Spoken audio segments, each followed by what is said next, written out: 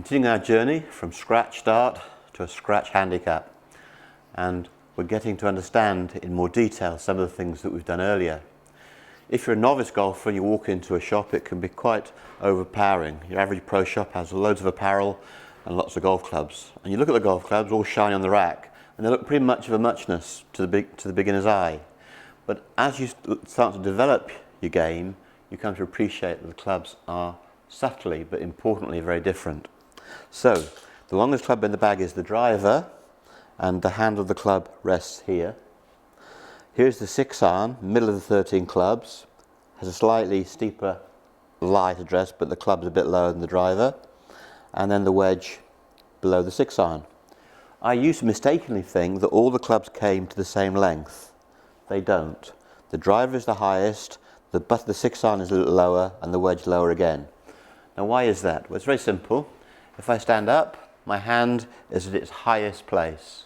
And if I hold the club and lean forward, then my hand drops a little bit.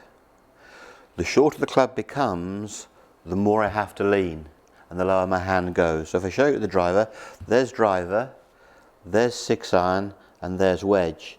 So you can see that the distance you are from the ball varies. You're furthest away from the ball with the driver and nearest with the sand iron, but also with the driver, your body angle, your posture is at its most upright. The shorter the club, the more you lean. So again, all this is going on in your head, and that's why if you deal with it in the pre-shot routine, it's one less thing to worry about. All right, so here we go.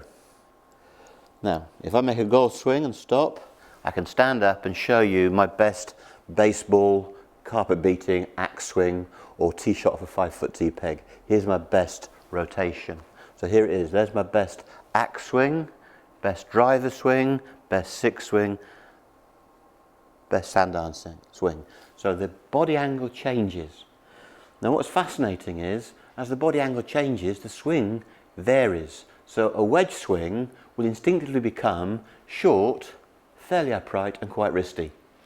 You'll then go to your pre-shot routine with the driver, and that long shaft will give you a longer swing, a flatter swing, one that has more form rotation and less wrist hinge. So a short club makes you upright wristy, and a long club makes you flatter and rolly.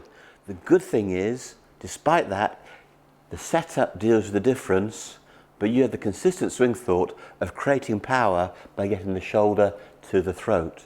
All right, so here's a 6-iron. Okay, this is the middle of the bag. I set up, I get my left shoulder to my throat, is my key thought, and then I send the ball towards the flag. Okay, so I've hit the 6-iron down the white line for you. So, let's go to wedge.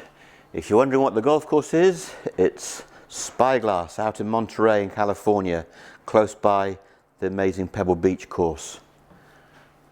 It's a bit like the Duke's course at Woburn on steroids. It's a huge, huge forested golf course. So this is my wedge. I wouldn't mean a wedge off the tee at Spyglass, but